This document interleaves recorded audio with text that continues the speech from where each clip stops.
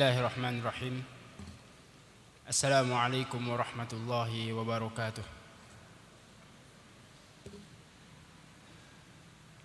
Alhamdulillahirabbil alamin.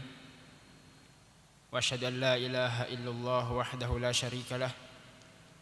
Wa asyhadu anna Muhammadan abduhu wa rasuluh. Sallallahu alaihi wa ala alihi wa sahbihi ajma'in, amma ba'd. Alhamdulillah, puja dan puji syukur kita haturkan kehadirat Allah Subhanahu wa taala, karena pada siang ini Allah Subhanahu wa taala masih memberikan kita nikmat sehat, dan nikmat yang paling patut kita syukuri yaitu kita berada dalam keadaan Islam. Kita berada dalam keadaan beriman. Ini adalah salah satu nikmat yang wajib kita syukuri, dan salah satu cara mensyukuri nikmat tersebut yaitu menggunakan segala nikmat-nikmat Allah berikan kepada kita untuk menuju ketaatan kepada Allah Subhanahu wa taala. Bapak-bapak yang dirahmati oleh Allah Subhanahu wa taala, pada kesempatan kali ini insyaallah kita sama-sama akan belajar bersama atau saling mengingatkan, karena saling mengingatkan di antara muslim merupakan perintah dari Allah Subhanahu wa taala. Wa dzakir fa inna dzikra tanfa'ul mu'minin. Dan saling mengingatkanlah kalian, karena sesungguhnya saling mengingatkan itu akan bermanfaat bagi mukmin yang lainnya.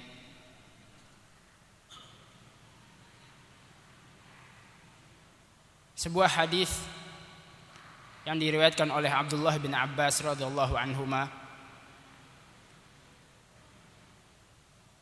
berkata bahwasanya Nabi Muhammad sallallahu alaihi wasallam pernah suatu hari berdoa dan berkata, Rabbi a'inni wa la tu'in alai, wansurni wa la tansur alai, wamkur li wa la tamkur alai, wahdini wa yassiril huda, wansurni ala man bagha alai, Rabbi ij'alni laka syakkara, laka dhakkara, laka rahhaba, laka mitwa'an, laka mukhbitan, ilaika awwahan muniba.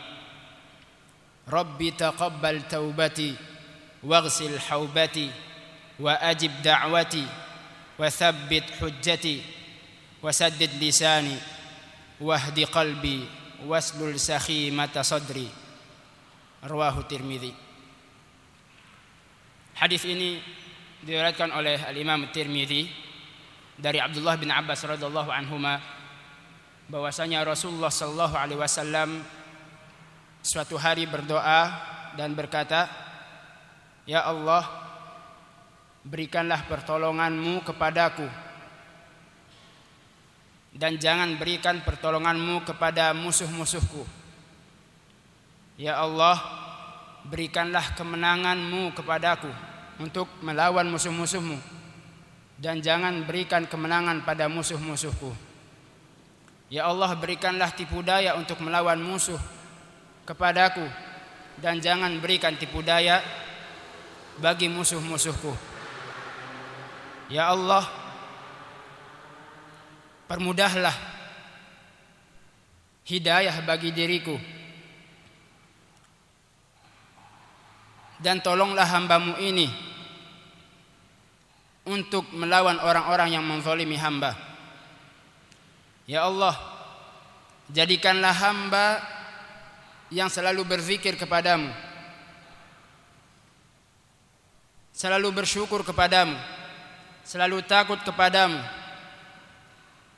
selalu takut serta khusyuk dan tunduk kepadamu. dan terimalah taubatku. Cucilah dosa-dosaku. Kabulkanlah doa-doaku dan kuatkanlah hujahku. Dan luruskanlah lisanku dan berilah hidayah pada hatiku dan hilangkanlah kedengkian dalam diriku. Ini merupakan salah satu doa yang Rasulullah SAW mengajarkan kita, bapak-bapak dan yang dirahmati oleh Allah Subhanahu wa taala, agar kita selalu memohon kepada Allah Subhanahu wa taala agar hati kita ini dibersihkan, disucikan. Karena salah satu ciri, salah satu kekhususan seorang mukmin yaitu terdapat pada salamatu qalbihi, salamatu sadrihi, yaitu hatinya yang bersih, hatinya yang selamat dari kedengkian. Dan ini juga merupakan bukti akan sempurnanya keimanan seseorang ketika dia memiliki keimanan atau ketika dia memiliki hati yang bersih. Hati yang selamat juga merupakan bukti akan keagungan akhlak seseorang.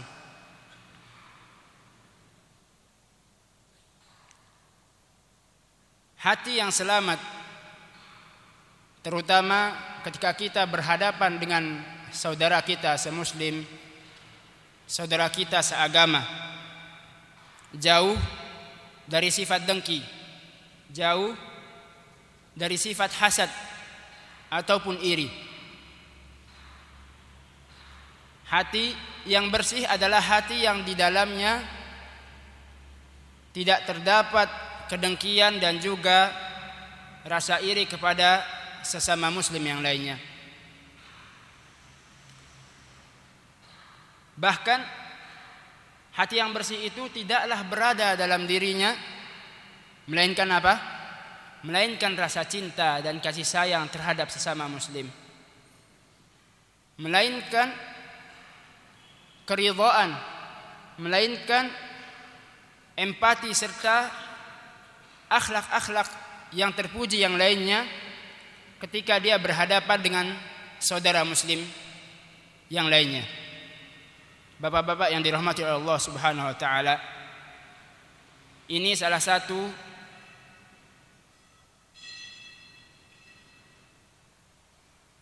ayat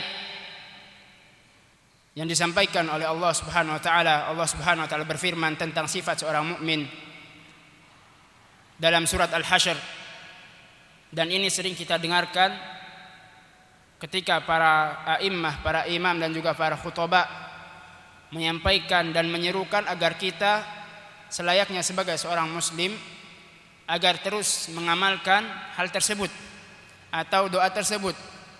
Apakah ayat tersebut? Allah Subhanahu wa taala berfirman, walladzina ja'u min ba'dihim yaquluna rabbana ighfir lana wa li ikhwanina alladhina sabaquna bil iman wa la taj'al fi qulubina ghillan lil ladzina amanu rabbana innaka ra'ufur rahim. Dan orang-orang yang datang setelah mereka, walladzina ja'u min ba'dihim, mereka berkata, yaquluna rabbana ighfir lana wa li ikhwanina alladhina sabaquna bil iman. Mereka berdoa, ya Allah ampunilah dosa kami dan dosa orang-orang yang beriman sebelum kami. Walladzina sabaquna bil iman wa la taj'al fi qulubina ghillan lil ladzina amanu. Dan janganlah engkau jadikan pada hati kami sifat dengki terhadap orang-orang yang beriman. Wa la taj'al fi qulubina ghillan lil ladzina amanu rabbana innaka ra'ufur rahim. Ya Allah, sungguh engkau adalah Maha penyayang dan Maha pengasih.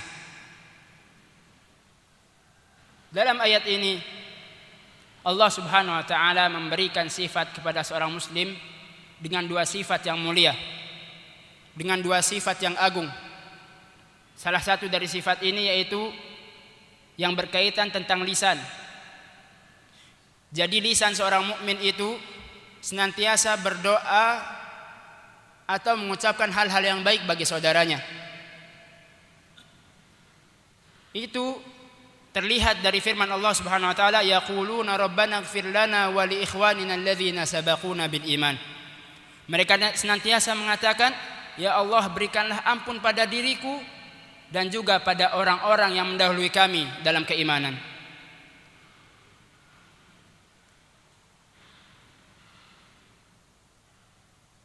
Dan juga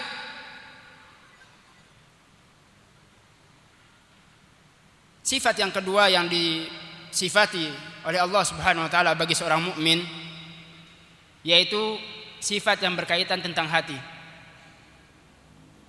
Hati seorang mukmin itu selamat dari kedengkian terhadap sesama muslim, selamat dari iri dan hasad, sebagaimana mereka berdoa, wala taj'al fi qulubina ghillan lil ladzina amanu, dan janganlah jadikan pada hati kami sifat iri dan dengki terhadap orang-orang yang beriman. Karena keselamatan hati seseorang merupakan bukti yang paling jelas, merupakan tanda yang paling terang terhadap kesempurnaan iman seseorang.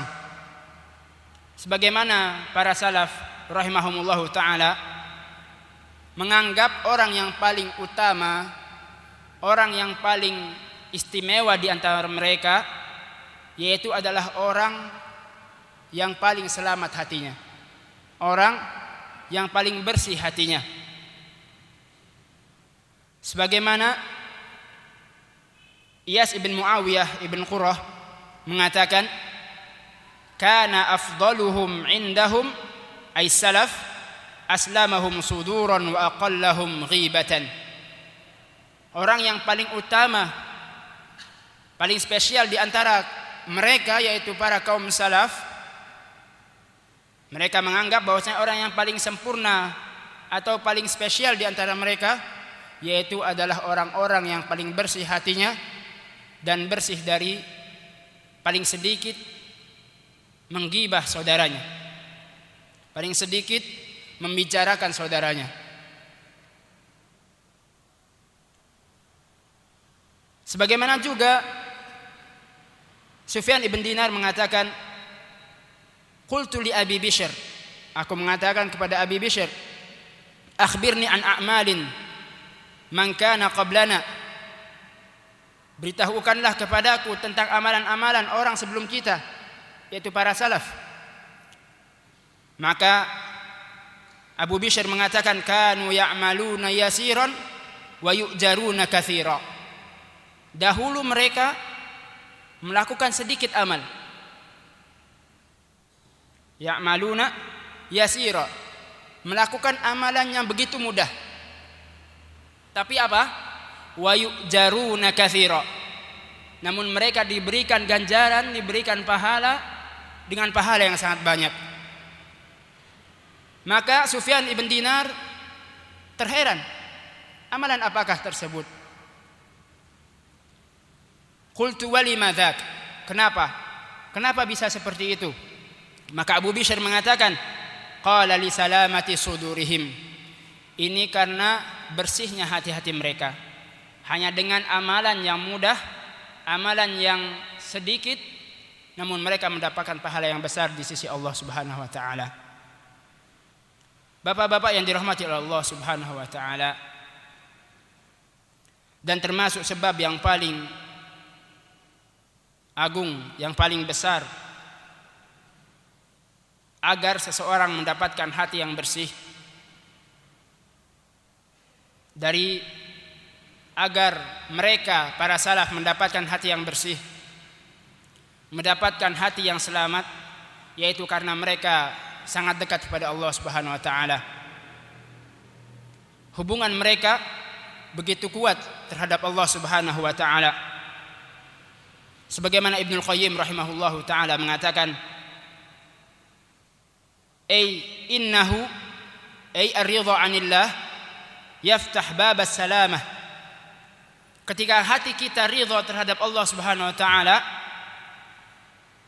maka ini akan membuka sebab-sebab bersihnya hati seseorang. Semakin seseorang ridha kepada Allah Subhanahu wa taala, semakin seseorang rela dengan segala ketetapan dan segala nikmat yang diberikan oleh Allah Subhanahu wa taala, maka semakin selamat hatinya, maka semakin bersih hatinya. Fayaj'al qalbahu naqiyan minal ghish, maka Allah Subhanahu wa taala menjadikan hatinya bersih dari kecurangan, sifat curang, wad-daghal wal ghal, dan juga dari sifat dengki. Wala yanju min adzabillahi illa man atallaha biqalbin salim, dan tidak ada yang mampu selamat dari azab Allah Subhanahu wa taala melainkan orang yang datang kepada Allah Subhanahu wa taala dengan hati yang bersih. Sebagaimana juga bapak-bapak yang dirahmati oleh Allah Subhanahu wa taala, mustahil kita akan mendapatkan hati yang bersih, kita akan mendapatkan hati yang selamat jika kita murka atau kita benci dengan ketetapan Allah Subhanahu wa taala. Kita selalu mengeluh, kita selalu berkeluh kesah dengan apa yang Allah berikan kepada kita. Maka semakin kuat seorang hamba ridha terhadap ketetapan Allah Subhanahu wa taala, semakin dia mampu merelakan segalanya, segala ketetapan Allah Subhanahu wa taala, maka semakin bersih hatinya. Semakin bersih hati seseorang dari kedengkian, dari kebencian, dari sifat curang dan yang lainnya. Bapak-bapak yang dirahmati oleh Allah Subhanahu wa taala, hati yang selamat merupakan buah yang paling nikmat, buah kenikmatan yang paling nikmat yang tidak terhingga. Karena dengan hati yang selamat, dia akan hidup dalam keadaan tenang. Dia akan hidup dalam keadaan hati yang lapang. Dia tidak selalu mengeluh, dia tidak selalu sedih, namun dia tetap ridha dan rela atas segala ketetapan Allah Subhanahu wa taala. Dan tentunya pahala bagi seseorang yang memiliki hati yang selamat di akhirat kelak merupakan janji Allah Subhanahu wa taala bagi mereka mendapatkan pahala yang sangat besar.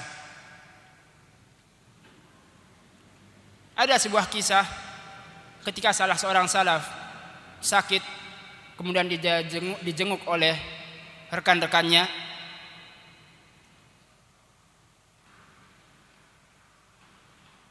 Yaitu salah seorang sahabat, Abu Dujanah radhiyallahu an, dijenguk oleh salah seorang. Kemudian salah seorang tersebut mengatakan, "Ma liwajhika yatahallal." Sekarang Abu Dujanah radhiyallahu an dalam keadaan sakit. Namun apa yang disaksikan oleh sahabat yang menjenguknya atau oleh seorang tabi'in yang menjenguknya, "Ma liwajhika yatahallal." Kamu dalam keadaan sakit, namun mengapa wajahmu dalam keadaan bersukacita? Biasanya kalau kita jenguk orang sakit bagaimana? Merintih, ya, atau mengeluh, atau bahkan memukul dirinya.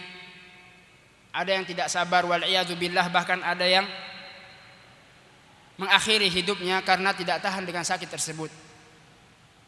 Namun apa contoh yang diberikan oleh salah seorang sahabat radhiyallahu an ketika ditanya, "Ma liwajhika yatahallal?" Faqala, "Ma min amalin syai'un awthaqu 'indi min itsnatain." Tidak ada amalan yang paling aku yakin, yang bikin saya sukacita, yang bikin saya senang, yang saya yakin bahwasanya dengan dua amalan ini, dalam keadaan apapun aku dalam keadaan sukacita, aku dalam keadaan senang. Apa itu? kuntu la atakallamu fima la yu'nini. Kuntu la atakallamu fima la ya'nini. Wal ukhra fakana qalbi lil muslimina salima. Jadi ada dua resep yang disampaikan oleh Abu Dujanah radhiyallahu an. Kenapa dia selalu bersuka cita, bahkan dalam keadaan sakit pun dia terus ceria. Apa itu? La atakallamu fima la ya'nini. Saya tidak berkata kecuali sesuatu yang bermanfaat bagiku. Sebagaimana hadis Rasulullah SAW, falyaqul khairan aw liyasmut. Berkatalah baik atau diam saja. Maka Abu Dujanah mengikuti hadis Rasulullah SAW tersebut. Yang kedua apa? Wal ukhra fakana qalbi lil muslimina salima. Hatiku terhadap seorang muslim bersih. Tidak ada kedengkian, tidak ada iri, tidak ada hasad, tidak ada sifat-sifat tercela yang lainnya bagi muslim yang lainnya. Hatinya bersih, tidak ada dendam, tidak ada kebencian dan yang lainnya. Bapak-bapak yang dirahmati oleh Allah Subhanahu wa taala, ada beberapa hal yang bisa dilakukan oleh seorang muslim untuk mendapatkan hati yang bersih, hati yang selamat, dan juga lisan yang bersih ketika kita berinteraksi dengan sesama muslim. Yang pertama, al-luju ilallahi azza wa jalla. Kita bersandar kepada Allah Subhanahu wa taala. Al-luju ilallahi azza wa jalla wa su'alihi bi sidqin wa ikhlas. Seraya memohon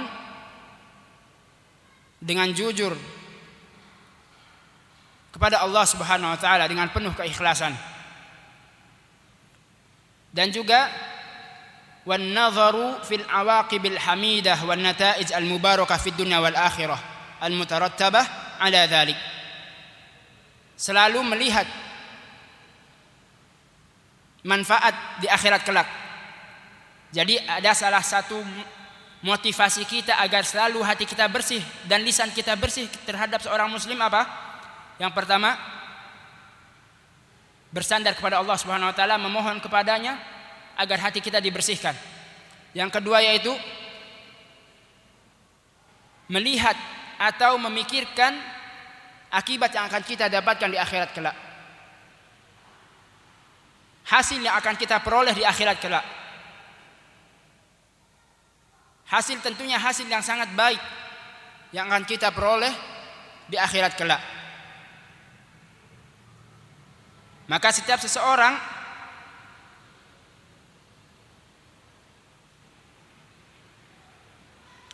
tidak mampu melihat efek atau hasil yang akan dia dapatkan di akhirat kelak, maka penyakit-penyakit hati akan mendatanginya.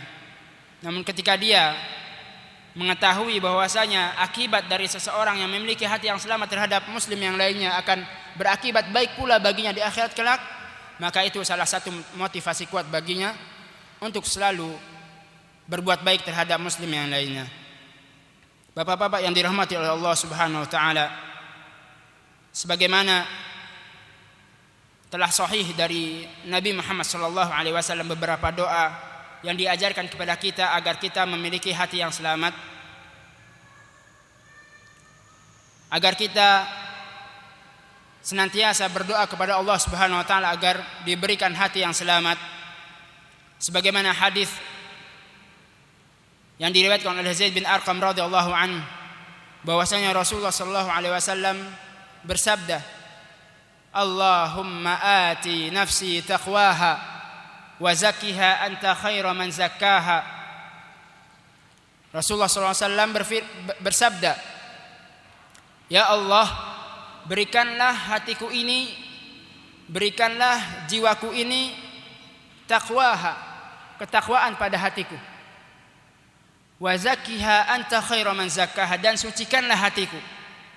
Rasulullah manusia yang dijamin surga oleh Allah Subhanahu wa taala masih memohon agar hatinya disucikan oleh Allah Subhanahu wa taala, maka kita harus lebih banyak berdoa seperti itu. Kita selalu berdoa, Allahumma ati nafsi taqwaha wa zakkiha anta khairu man zakkaha. Dalam hadis yang lain juga Rasulullah SAW berdoa, Allahumma inni a'udzubika min ilmin la yanfa' wa min qalbin la yakhsha'. Rasulullah berta'awudz, memohon perlindungan kepada Allah Subhanahu wa taala dari amalan yang tidak bermanfaat atau dari ilmu yang tidak bermanfaat, dan juga dari hati yang tidak bisa diajak untuk berkhusyuk. Memohon perlindungan dari hati yang tidak bisa khusyuk. Wa min qalbin la yakhsha'. Dan juga doa yang lain yang diajarkan oleh Rasulullah sallallahu alaihi wasallam agar hati kita senantiasa bersih. Rasulullah sallallahu alaihi wasallam bersabda, "Ya muqallibal qulub, tsabbit qalbi ala dinik." Wahai zat yang maha membolak-balikkan hati, kuatkanlah hatiku pada agamamu. Karena Allah adalah zat yang maha membolak-balikkan hati seorang hamba. Dan juga doa yang lainnya Rasulullah SAW mengajarkan kepada kita, Allahumma ij'al fi qalbi nuran. Ya Allah, jadikanlah cahaya pada hatiku. Dan banyak lagi doa-doa yang diajarkan oleh Rasulullah SAW dalam hadis-hadis yang sahih. Bapak-bapak yang dirahmati oleh Allah Subhanahu wa taala, maka selayaknya bagi kita seorang muslim agar senantiasa berusaha dengan sekuat tenaga, berusaha semampu kita memperbaiki hati kita, memperbaiki jiwa kita, membersihkan, mensucikan jiwa kita dari keinginan-keinginan yang tidak bermanfaat, dari syahwat yang rendah, dari keinginan-keinginan yang tidak berharga. Dan selayaknya kita tetap bersabar atas segala yang ditetapkan oleh Allah Subhanahu wa taala, agar nantinya kita bertemu dengan Allah Subhanahu wa taala dengan hati yang selamat. Senantiasa bersabar, senantiasa ikhlas dan ridha terhadap ketetapan Allah Subhanahu wa taala, sehingga nanti kita mampu bertemu dengan Allah Subhanahu wa taala dengan hati yang selamat. Sebagaimana firman Allah Subhanahu wa taala, illa man atallaha biqalbin salim. Tidak ada yang mampu dan selamat dari azab Allah Subhanahu wa taala melainkan orang-orang yang datang kepada Allah Subhanahu wa taala dengan hati yang selamat. Bapak-bapak yang dirahmati oleh Allah Subhanahu wa taala, dan salah satu doa yang paling agung yang harus kita aplikasikan, yang harus kita senantiasa lantunkan, yaitu salah satu hadis yang diriwayatkan oleh Imam Tirmidzi rahimahullahu taala dari Abi Hurairah radhiyallahu an, bahwasanya Abu Bakar radhiyallahu an berkata kepada Rasulullah SAW, "Ya Rasulullah, murni bi syai'in aquluhu idza asbahtu wa idza amsait." Abu Bakar radhiyallahu an meminta kepada Rasulullah SAW sebuah perintah. Perintahkanlah aku wahai Rasulullah dengan sesuatu yang bisa aku katakan ketika aku berada di pagi hari dan di sore hari. Maka Rasulullah SAW mengajarkan Abu Bakar sebuah doa. Katakanlah wahai Abu Bakar, Allahumma alimal ghaibi wasyahadah, fatiras samawati wal ardi rabba kulli syai' wa malikah, ashhadu an la ilaha illa ant, a'udzu bika min syarri nafsi wa min syarri syaitani wa syirkih, wa an aqtarifa ala nafsi su'an aw ajurrahu ila muslim. Dan ini merupakan zikir pagi dan sore yang sering kita lantunkan. Ini adalah hadis dari Abu Bakar radhiyallahu an memohon kepada Rasulullah SAW agar diajarkan sebuah doa. Maka Rasulullah mengatakan, "Qulhu idza asbahta wa idza amsayta wa idza akhadta madja'ak." Katakanlah doa ini ketika engkau di pagi hari, di sore hari, dan juga ketika engkau ingin tidur. Jadi tidak mengapa kita mendoakan ini juga, atau berdoa dengan doa ini ketika kita ingin tidur atau istirahat. Salah satu yang terkandung dalam hadis tersebut bahwasanya kita diperintahkan untuk memohon perlindungan kepada Allah Subhanahu wa taala dari keburukan dan sebab-sebab yang bisa mengantarkan kita kepada keburukan tersebut. Dan tidaklah keburukan tersebut melainkan bersumber dari hati kita, melainkan bersumber dari jiwa kita, atau bersumber dari wiswasus syaitan. Atau dari apa? Wiswasus syaitan. Dari desas-desus yang dibisikkan oleh syaitan kepada kita.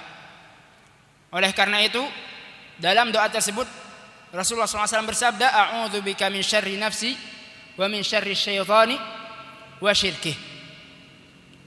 Aku memohon perlindungan kepadamu wahai Allah Subhanahu wa taala dari keburukan jiwaku dan juga keburukan syaitan serta bala tentaranya.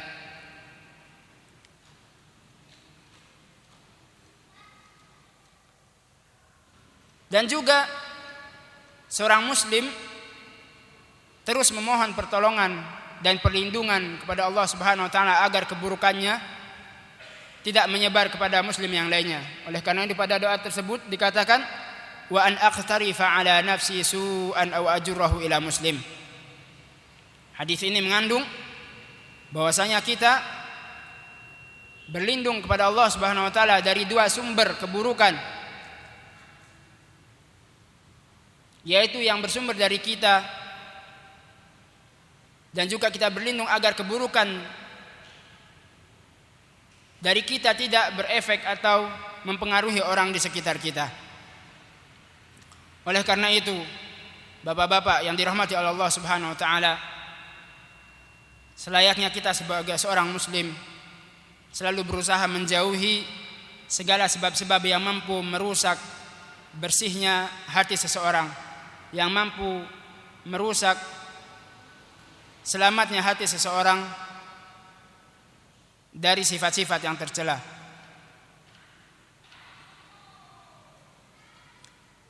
Al-Imam Ahmad dan juga At-Tirmidzi rahimahumullahu taala meriwayatkan dari Bazzar dan yang lainnya Ani Zubair radhiyallahu an, Az-Zubair ibn Al-Awwam radhiyallahu an, bahwasanya Rasulullah sallallahu alaihi wasallam bersabda, "Dabba ilaikum da'ul umami qablakum." Datang pada kalian penyakit yang menimpa umat-umat sebelum kalian. Al-hasad wal baghdha, yaitu sifat iri dan permusuhan dan kebencian. Wal baghdha'u hiyal haliqah, dan sifat saling membenci merupakan seperti alat cukur. Maka Rasulullah mengatakan, la aqulu tahliqus sya'ar. Aku tidak mengatakan bahwasanya dia sifat baghdha tersebut adalah sifat yang mampu meratakan rambut seseorang, tidak. Walakin tahliqud din, yang akan memangkas agama kalian. A'udzubillah. Dan juga hadis yang sahih dari Nabi kita Muhammad sallallahu alaihi wasallam tentang larangan dan juga peringatan Nabi Muhammad sallallahu alaihi wasallam dari sifat-sifat tercela tersebut, al-hasad wal baghdha, al-hasadu wal baghdha. Bapak-bapak yang dirahmati oleh Allah Subhanahu wa taala, dan salah satu metode agar kita terjauhi dari sifat-sifat yang buruk tersebut, yang pertama adalah tarkul istimsaki bil wahyil manzil kalamillah al-munazzal kalamullah.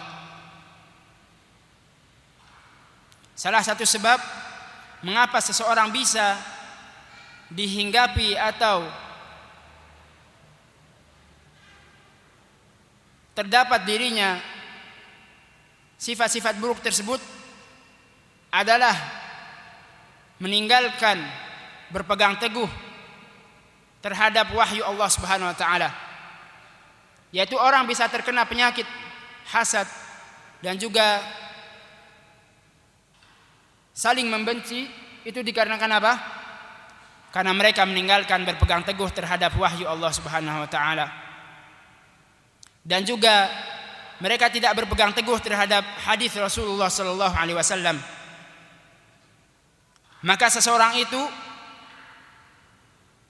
tergantung kedekatannya, tergantung jauhnya dia, jauh dan dekatnya dia terhadap firman Allah Subhanahu wa taala dan juga hadis Rasulullah sallallahu alaihi wasallam.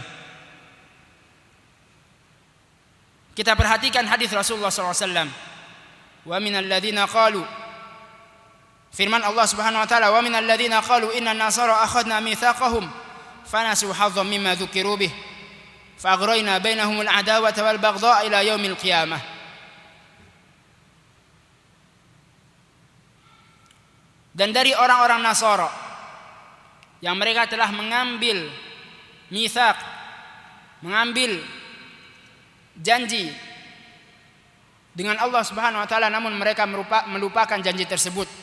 Faghrayna bainahumul adawata wal baghdha, karena sifat lupa mereka terhadap janji mereka terhadap Allah Subhanahu wa taala, maka Allah pun menguji mereka dengan adawat wal baghdha, dengan permusuhan dan juga saling membenci di antara mereka. Jadi bisa kita lihat ketika seseorang memiliki sifat dengki, sifat iri dan yang lainnya, kita lihat bagaimana dia terhadap firman Allah Subhanahu wa taala. Apakah dia termasuk orang yang berpegang teguh terhadap firman Allah Subhanahu wa taala atau bahkan dia meninggalkan berpegang teguh terhadap firman tersebut dan juga hadis Rasulullah sallallahu alaihi wasallam. Dan salah satu yang menyebabkan bapak-bapak yang dirahmati oleh Allah Subhanahu wa taala seseorang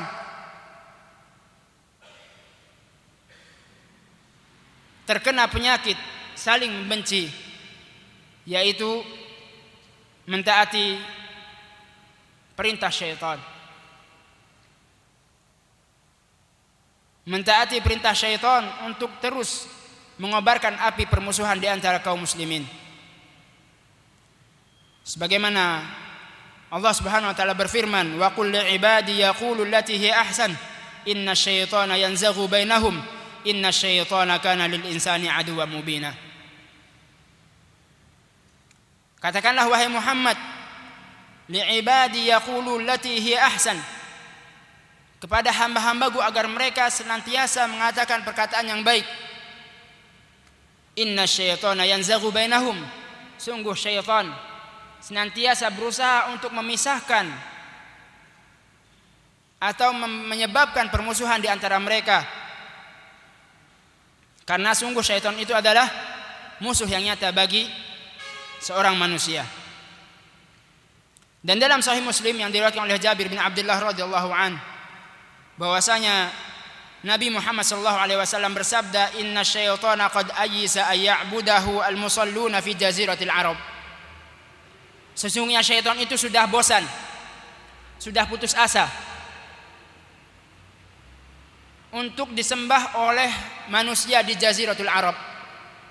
Sudah tidak mungkin lagi orang-orang Arab akan terjerumus pada penyembahan terhadap syaitan. Jadi syaitan itu sudah angkat tangan, mustahil. Tidak ada penyembah syaitan lagi di Jazirah Arab. Namun apa? Walakin fit tahrishi bainahum. Namun syaitan berusaha memecah belah di antara kaum muslimin. Syaitan, nas'allahu as-salamah wal afiyah, sudah berputus asa, tidak bisa lagi disembah oleh orang-orang muslim di Jaziratul Arab. Namun apa yang dilakukan? Yaitu berusaha untuk memecah belah persatuan kaum muslimin. Bapak-bapak yang dirahmati oleh Allah Subhanahu wa taala, dan salah satu penyebab yang juga menyebabkan seseorang menderita penyakit hasad dan juga benci, yaitu karena dia melakukan hal-hal yang tidak dicontohkan oleh Rasulullah sallallahu alaihi wasallam, yang tentu berkaitan tentang agama yang kita kenal dengan bid'ah, dan juga jauh dari sunnah Nabi Muhammad sallallahu alaihi wasallam. Karena ketika seseorang tidak memperhatikan atau tidak mendengarkan sabda Rasulullah sallallahu alaihi wasallam, maka dia akan terjerumus pada lawan kata tersebut. Ketika Rasulullah sallallahu alaihi wasallam mengatakan wala tabaghadu, dan janganlah kalian saling membenci, namun dia tidak mendengarkan hadis Rasulullah SAW, maka secara tidak langsung dia terjatuh dalam menyelisihi sunnah Rasulullah SAW. Dan juga salah satu penyebab seseorang terjangkit penyakit hasad dan juga benci ketika dia berlomba-lomba mendapatkan kenikmatan dunia.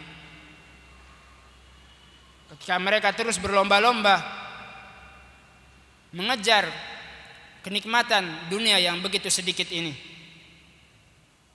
sebagaimana hadis Rasulullah SAW mensifati segolongan manusia yang menjadikan dunia menjadi tujuan utamanya, menjadi perhatian utamanya. Rasulullah SAW bersabda, mal faqru akhsha alaikum, aku sungguh tidak takut terhadap kalian sebuah kefakiran. Aku tidak takut kalian terjatuh kepada kefakiran, kemiskinan. Walakinni akhsha an tubsata 'alaikumud dunya kama busitat 'ala man kana qablakum. Namun yang aku takutkan adalah dunia dihamparkan pada diri kalian sebagaimana dilapangkan terhadap orang-orang sebelum kalian. Fatanafasuha kama tanafasuha wa tuhlikakum kama ahlakathum. Maka kalian pun akan berlomba-lomba sebagaimana mereka orang-orang terdahulu berlomba-lomba, sehingga kalian pun dihancurkan karena perlombaan tersebut sebagaimana orang-orang sebelum kalian dihancurkan oleh perlombaan mereka terhadap mencapai kenikmatan dunia tersebut. Bapak-bapak yang dirahmati oleh Allah Subhanahu wa taala, kemudian salah satu penyebab juga seseorang terjangkit penyakit hasad dan juga benci, yaitu mereka ketika seseorang melakukan maksiat dan juga dosa kepada Allah Subhanahu wa taala. Sebagaimana firman Allah Subhanahu wa taala, innama yuridu syaitan ayyuqi'a bainakumul adawata wal baghdha'a fil khamri wal maisiri wa yasuddakum an dzikrillahi wa 'anis salati fahal antum muntahun.